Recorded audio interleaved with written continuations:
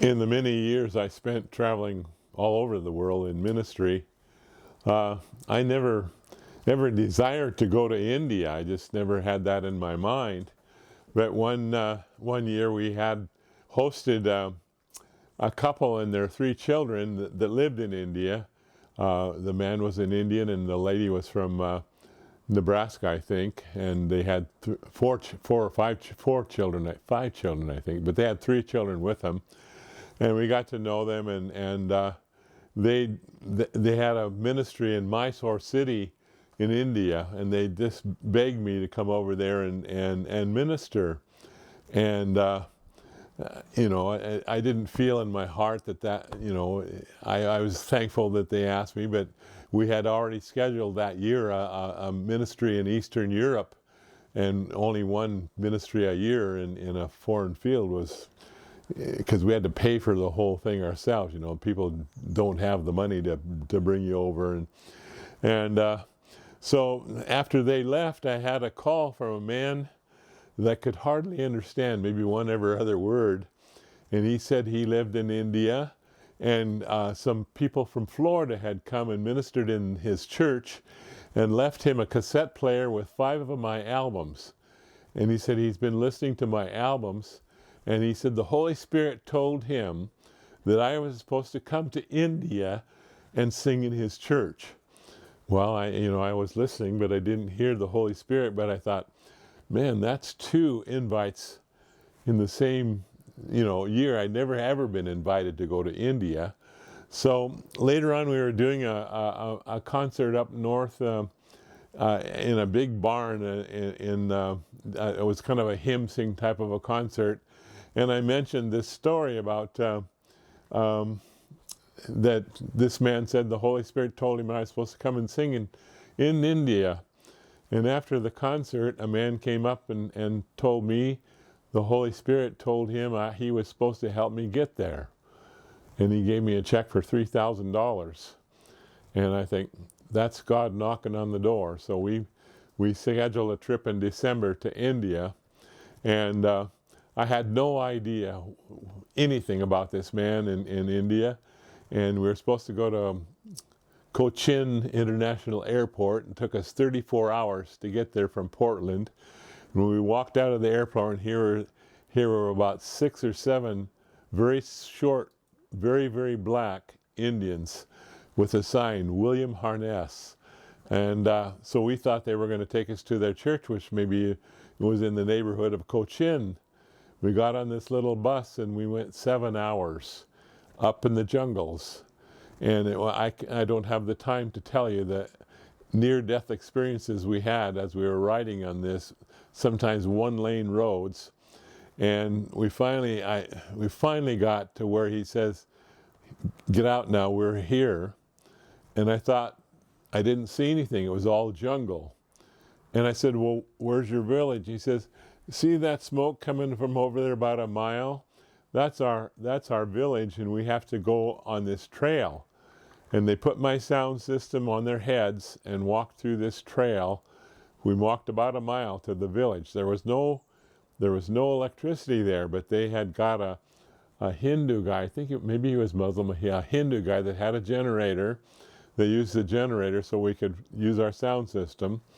And we had meetings every night in their little church, and they would pack the place out. The men sat on one side and the women sat on the other side. And the first night I did a concert, I decided to sing this song that I'm introducing right now. And I told the story of this song, how that God chose David to be the king. And yet all David's brothers were stronger, and maybe they seemed to be more intelligent because he was just a little young guy. And this song is called Shepherd Boy. And it's about people who are maybe not in the status of a king, but God looks on your heart, and when God sees a shepherd boy, maybe he's looking at a king. This is Shepherd Boy.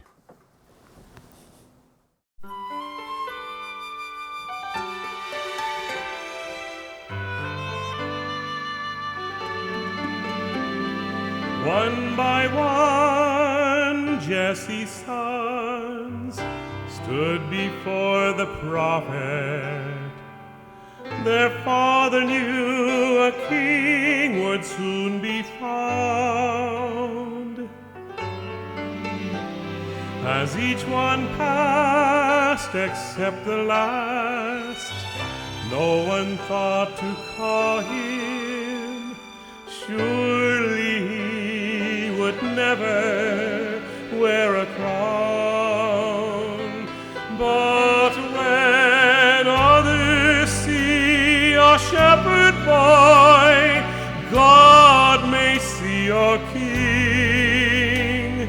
Even though your life seems filled with ordinary things, just the moment he can touch you and everything will change. When others see a shepherd boy, God may see a king.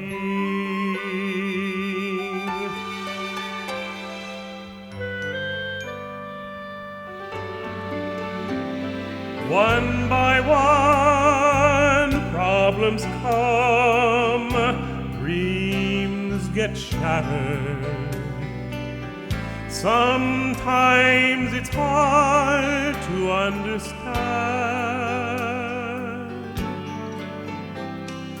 Things like chance or circumstance, they don't really matter.